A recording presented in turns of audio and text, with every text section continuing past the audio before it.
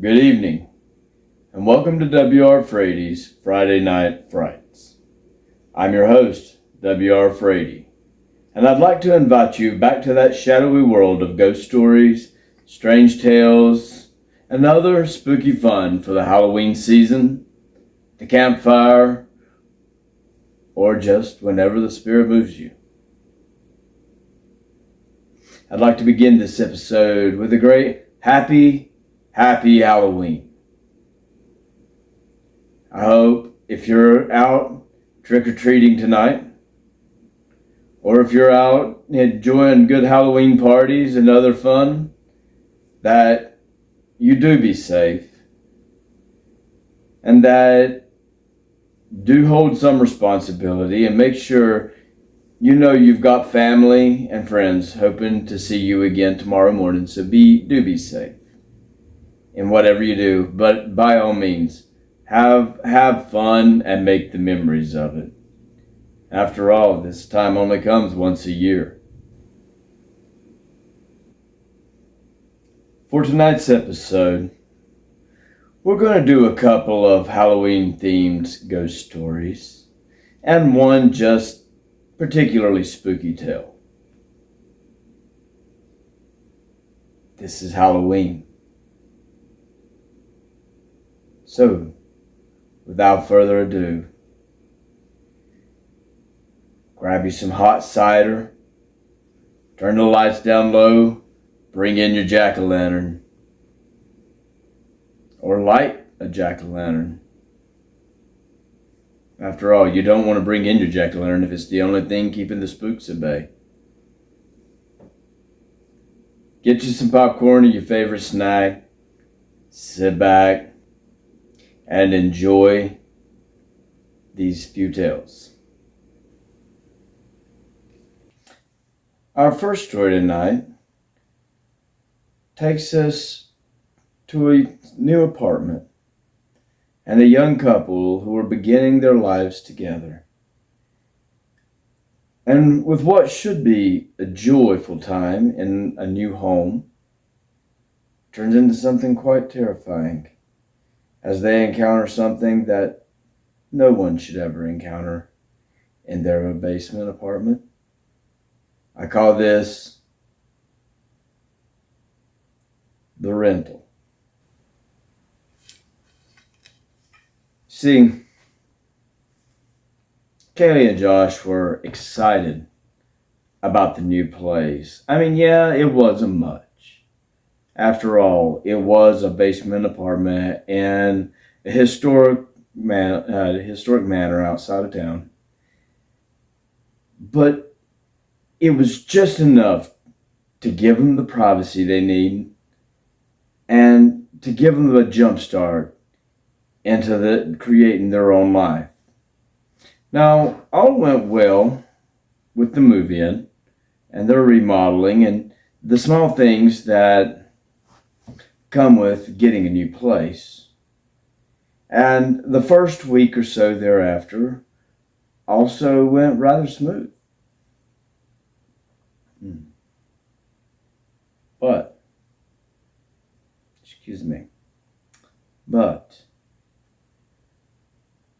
one night, while Kaylee was laying in bed reading one of her favorite thrillers,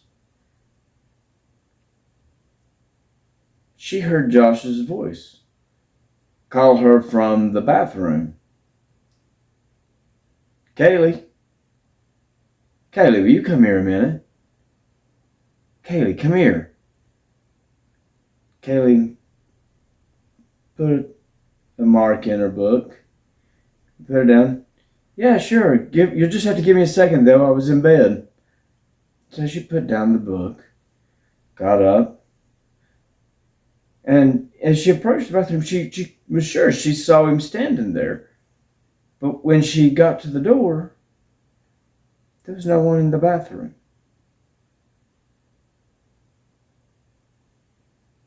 But Josh, are you in here?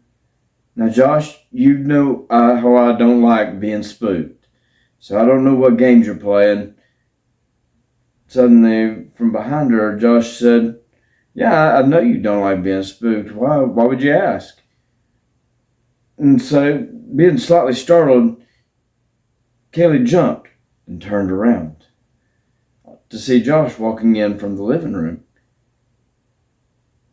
She glanced back at the bathroom and back to Josh, knowing that there was no way he got from there to the living room without seeing him go by.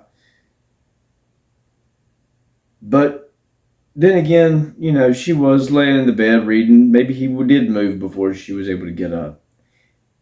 Still, that she couldn't shake the feeling that she saw him in the bathroom when she was on the way. Weren't you just calling from in the bathroom? No, I was in here watching the game, he said. I only came in here because I heard you talking to me. And, after a moment's of discussion, they realized, well, maybe, maybe whatever I heard, it came from the living room and I thought it was a bathroom. And they kind of just chalked it up as that, stress, and her reading one of her thrillers. And didn't really think nothing of it. So she went on back to bed and he went on back to the game. Over the next week or so, Kaylee would hear Josh call her from different places in the apartment.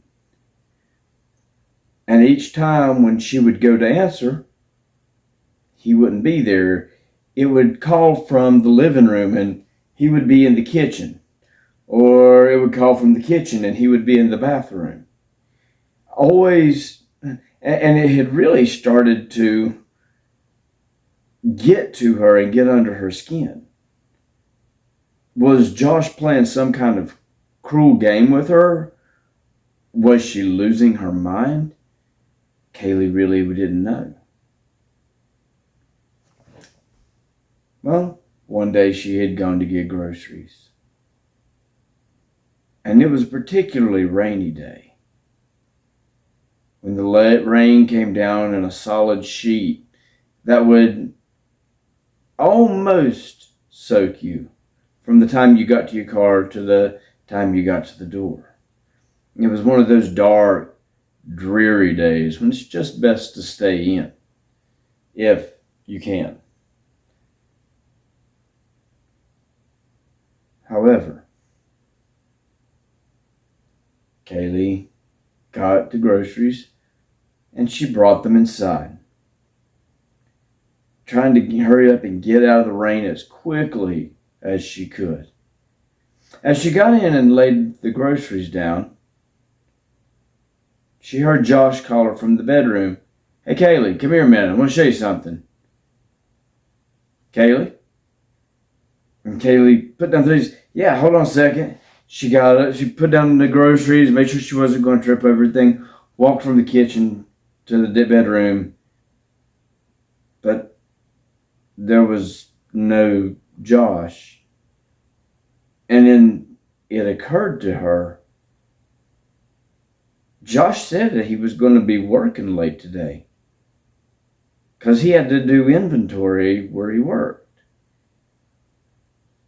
At that, a cold chill ran up her spine because by all means, she should be alone. But that voice told her that she wasn't. So Kaylee made her way back to the kitchen quite swiftly and quite fumblingly started putting up the perishable items because she was not going to stay there any longer than she had to. And just as she was putting the last of the frozen goods into the freezer, out of the corner of her eye, she caught the move of something coming into the doorway. And as she looked, glanced, not really even turning her head, just turning her eyes and shifting it to where she could see a little better without being obvious, she saw a fuzzy form that stood about Josh's height standing in the doorway. "Hey, Kaylee, come here," he said. I got something to show you." Kaylee had had enough. She grabbed her phone and was going outside and was dialing. Just as she got it, she called her sister to come pick her up. And she did not go back into the house until her sister come picked her up. And when her sister got there, she called the police, watching the door to make sure nobody came in or out. She called the police, and the police come out, and she explained that somebody was in her house, into their apartment downstairs, and they were calling her, but she was supposed to be alone, and her fiance was at work. And so the police went in, and they scoured the entire basement, and yet no one was there. When Josh came home and he heard what had happened, he was both thankful that Kaylee was okay, but at the same time, he felt like whatever was going on, Kaylee was letting this get to her too much. Was she imagining it? Was she going crazy? Was this doing? I mean, he didn't know what to think. He was beside himself with both grief and the aggravation of this constantly happening. And again, so Josh decided that maybe he and Kaylee needed a couple of days away. Get away from the apartment and go spend a night in one of their favorite mountain towns. Just go. Or even if they wanted to go to the beach, but just get out and go away for a couple of days. And just kind of just catch up with one another, because the moving in had been stressful. This event with this voices and everything that is going on being stressful. But even more so, the pressure of it was really beginning to weigh down on the two of them. And so he packed a couple of things while they were there and had Kaylee grab some of her stuff, and they left for the weekend. And while they were away, everything was fine. No voices, no craziness. It was like it was before they ever moved in. And then, when they got back, for the first couple of days after they got back, everything was fine. Well, one day, Kaylee was out doing her shopping, and Josh thought he had beat Kaylee home. However, when he walked in the door, he heard Kaylee call him from the bedroom. And as he walked into the bedroom, there was Kaylee dressed in her bathrobe and everything. And she came up and she started talking to him and apologizing for everything that was going on, all the stress and such that this had put her through, and that she was sorry for all the problems and stuff that was being caused by these voices and things. And so he began kissing her, and some music, he hit some music, and they had started dancing like they like to do. And as they held one another and was dancing, the front door opened, and Kaylee walks inside and sees Josh dancing with what looks to be her. "Josh, what are you doing?" Kaylee said. And Josh snaps out of it and looks and sees Kaylee at the door. But then he was just dancing with Kaylee, so when he turns and looks, he sees a husk of what looked like Kaylee as the flesh had begun to melt away and folded into a slimy mess into his hands as it faded into smoke and then out of existence once again. With that, Josh grabbed Kaylee and they sent movers later that day to get their things out of that basement apartment. Oh, what a wicked surprise that was for Josh, thinking that he was in the arms of his beloved, when in the fact it was something that had taken the form of his beloved. What would have happened had Kaylee not walked in when she did? No one will ever know. What we do know is they got out of that place as quickly as they could and off for the better.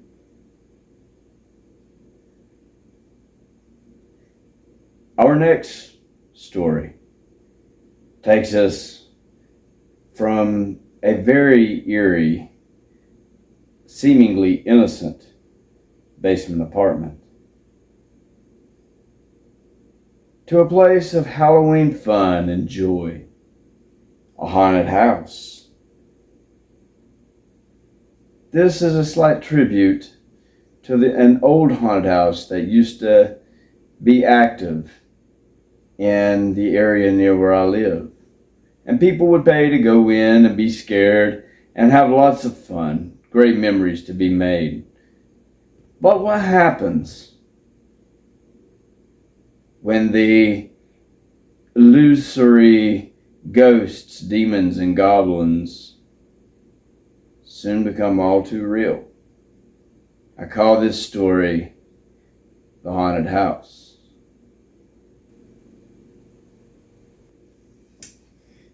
Halloween was Brad and Allie's favorite time of the year. Ever since they were 10 years old, they would go trick-or-treating, get loads of candy from the neighbors. But it had become their tradition to end the night with a trip to the local haunted house. It was a haunted house put on by the community and was always loads of good, spooky fun. But what made it even more special is now that they were each 15 and their little cousin David was on his 10th birthday, they were all going to go and get to introduce David to their favorite Halloween pastimes. So they all got together, they got dressed up. Brad was a vampire biker. Allie was a witch. And David decided he wanted to be a ninja. So they got all their stuff together, grabbed their bags, and as the sun was setting over the town and the jack-o'-lanterns were becoming alive, they began to go trick-or-treating.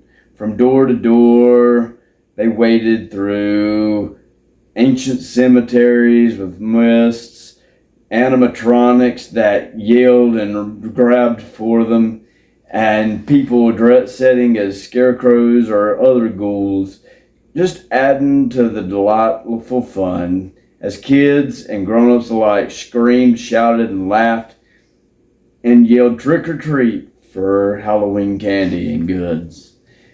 They had made the way to the end of the driveway, and they had made their way to the end of the neighborhood when they decided they had gotten plenty of candy. Their sacks were hanging almost plumb full and almost too heavy to carry. So, with a quick turnaround and trip back to their home to drop off their bags, they were soon off to the haunted house. It was getting late by the time they had gotten there, and the crowds had begun to dwindle.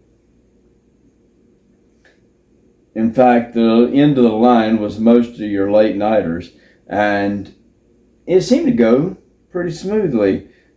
And before long, they were paying their dues and climbing the stairs that would lead them up to the first room of horror and spooky fun.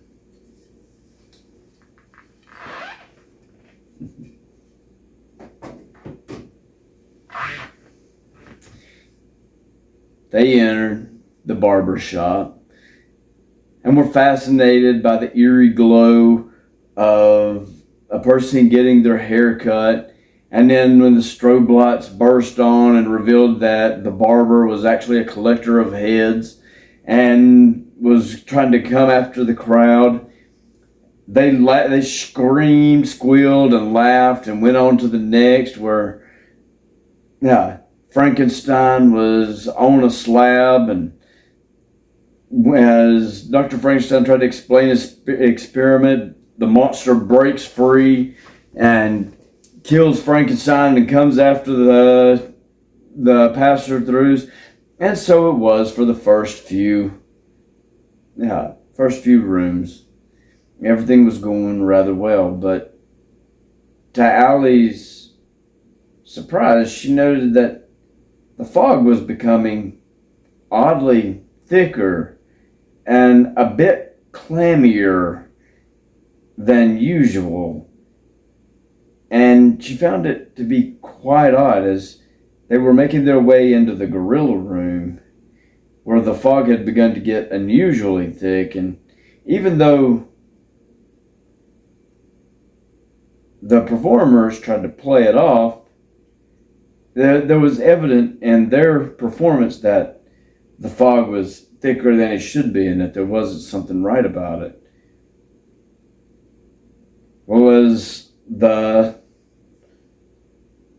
skit began for that room, suddenly the gorilla was slammed against the bars multiple times. Boom!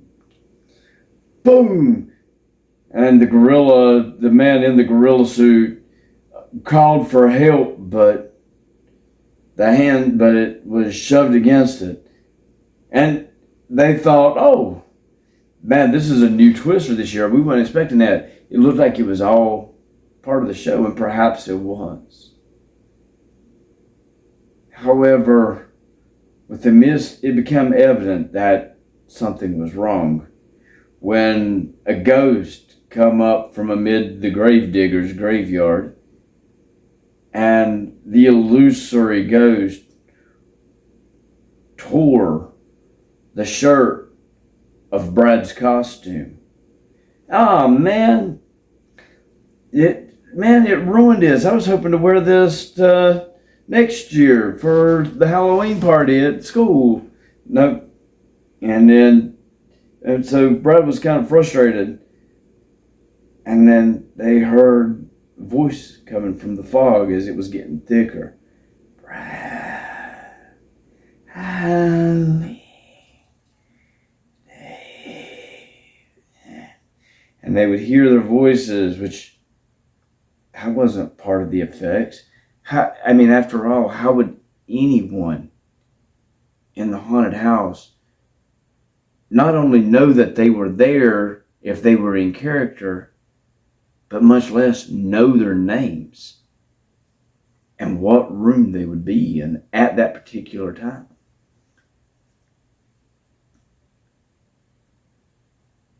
David felt a burning sensation on the side of his neck, and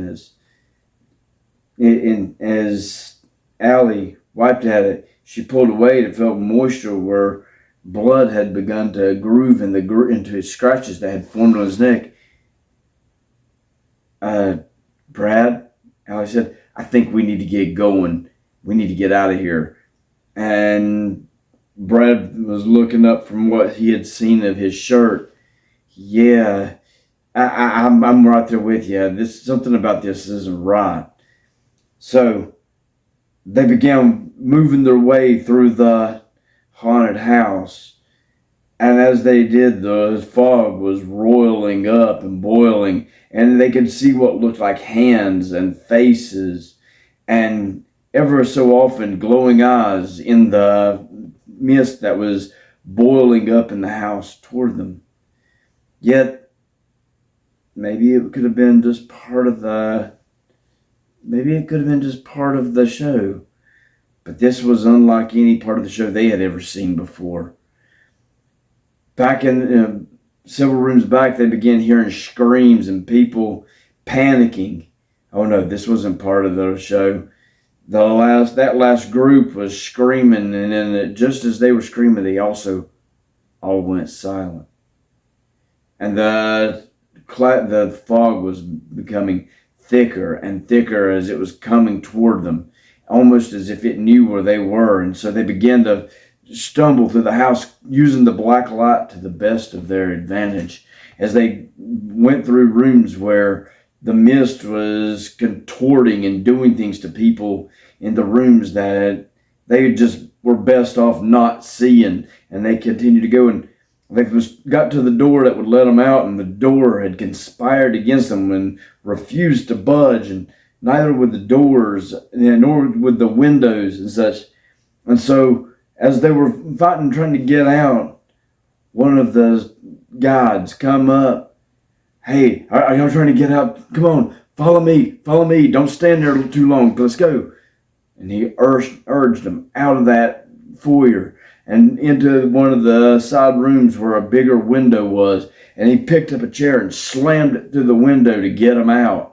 And he helped to get the three of them out. And just as this God was getting ready to crawl out himself, these misty hands that looked like ancient corpses just wrapped up and began wrapping around him, grabbing him, and pulled him and tore at him and pulled him back into the mist where he had screamed one final time, and they heard the scream just fade out.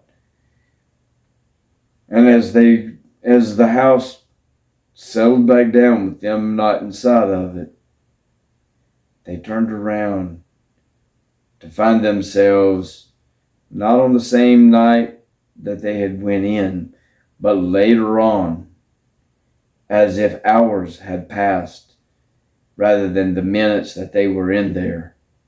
The streets were empty. The wind blew. A jack-o'-lantern guttered on someone's porch. Halloween was over.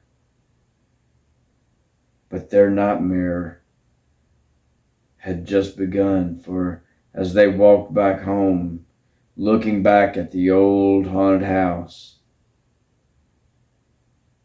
they could not comprehend what had taken place that lone Halloween night. And from there on, the old haunted house never opened again, and was just a memory. You see, that night changed Brad, Allie, and David forever. For each Halloween, they remembered what happened that night. And while they continued to trick-or-treat, the haunted house was later replaced by Halloween parties. Perhaps they were safer. And maybe they are. Or maybe they can come with a surprise of their own. We'll find out for sure. For our next story takes us from an old lonely town with a haunted house that was there for fun and celebration, to a house by a graveyard where a most unusual Halloween party takes place. I call this the Halloween party.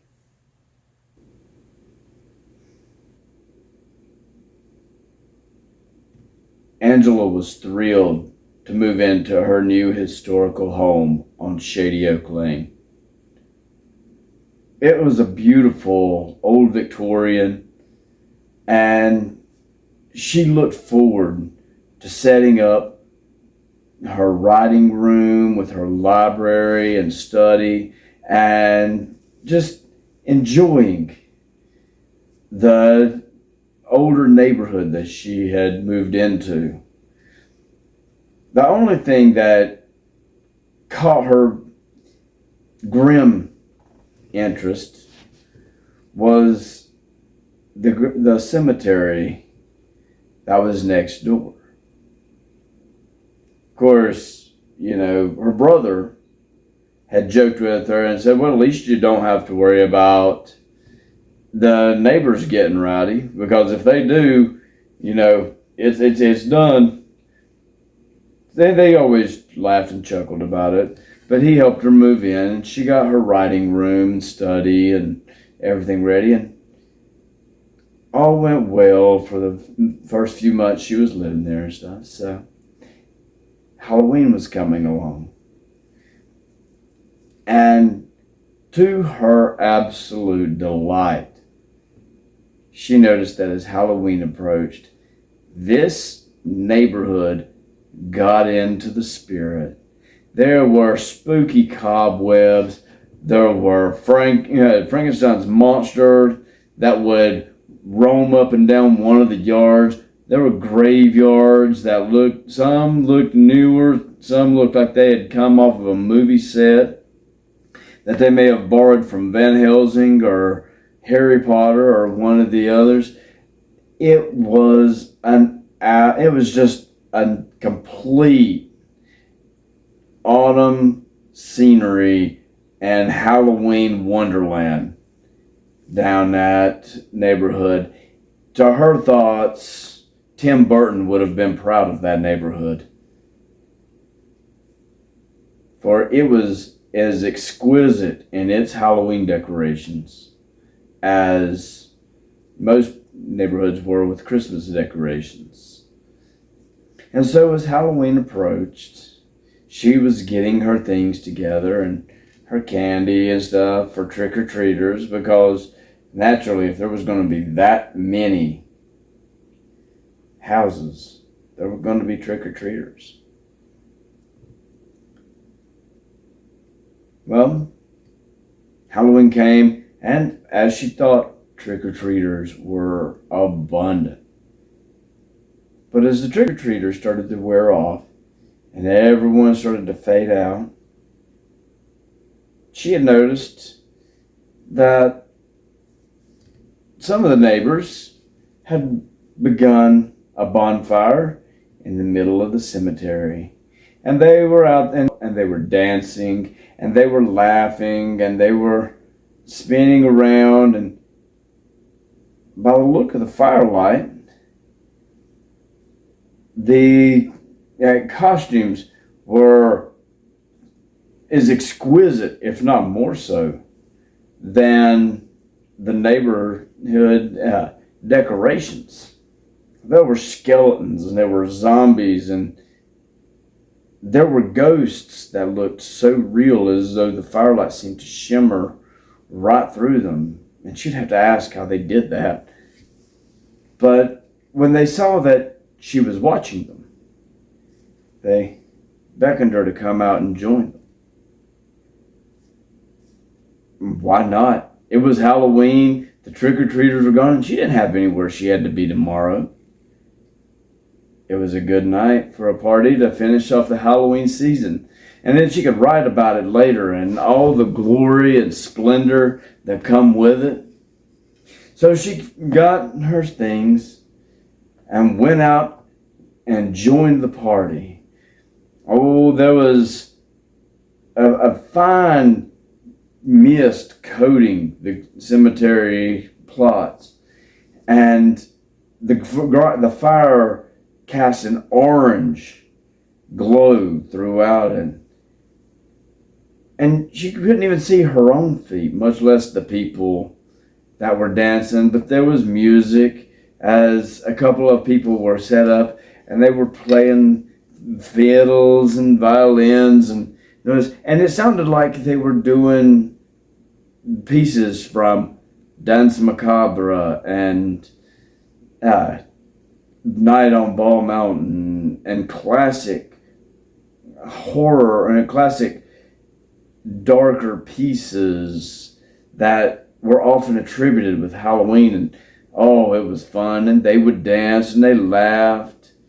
And she had fun on into the night until it started getting late. And she noticed that as the wind blew in, so did a bit of a rancid odor that settled in over the place. She was dancing with one of the gentlemen,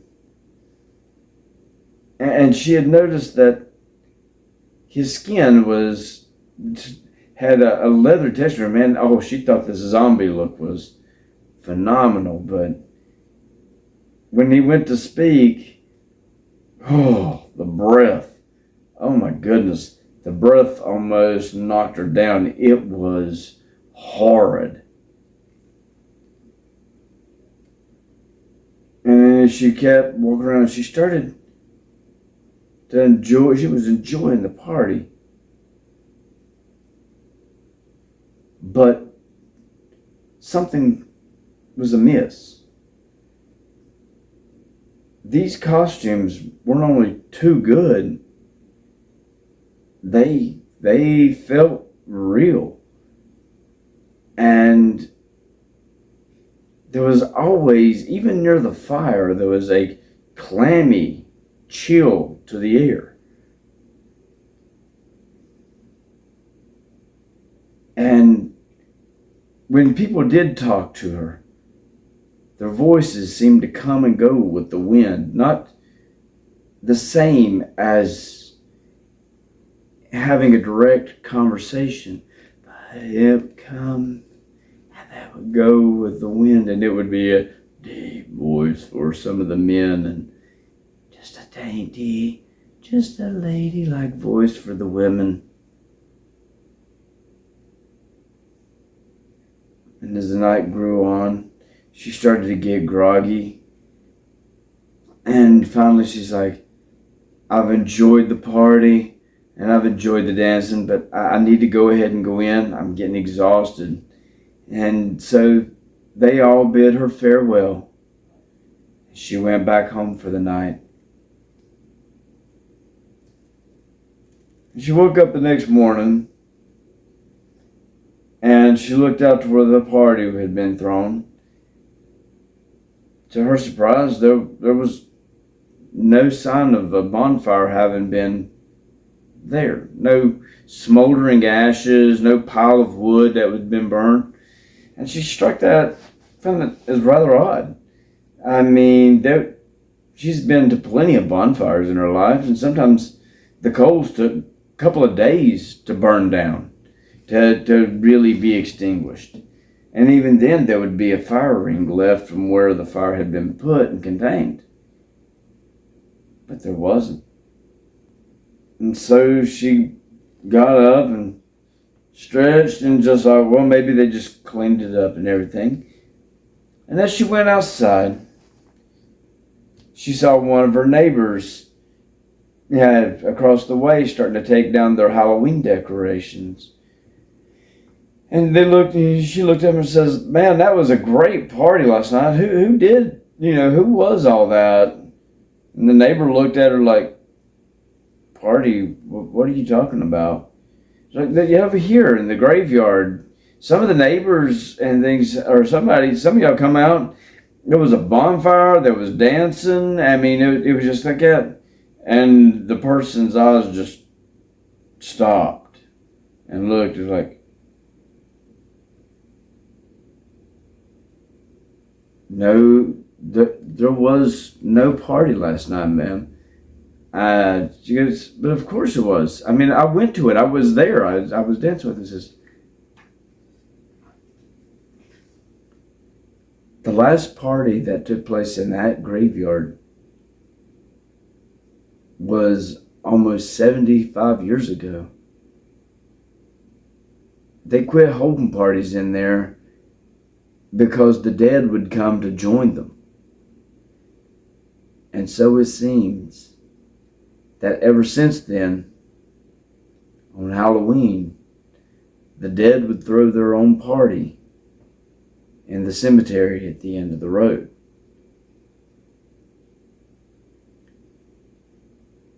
And with that, Angela's face turned as pale as the ghosts she had been dancing with. For she had spent a night dancing with the dead. Happy Halloween.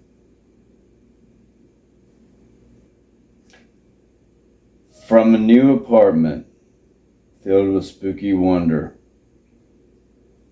and the shattered hopes of a future, to a haunted house where the haunting fun becomes all too real, and a Halloween party thrown by the dead.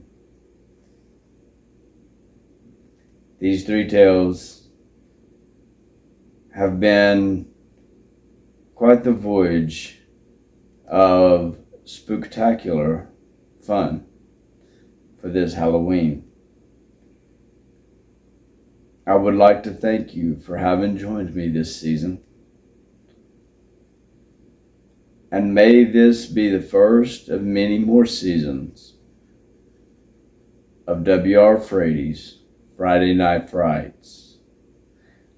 I hope you have a wonderful and safe Halloween and a happy holidays to come. After all, like the song says, it's the most wonderful time of the year.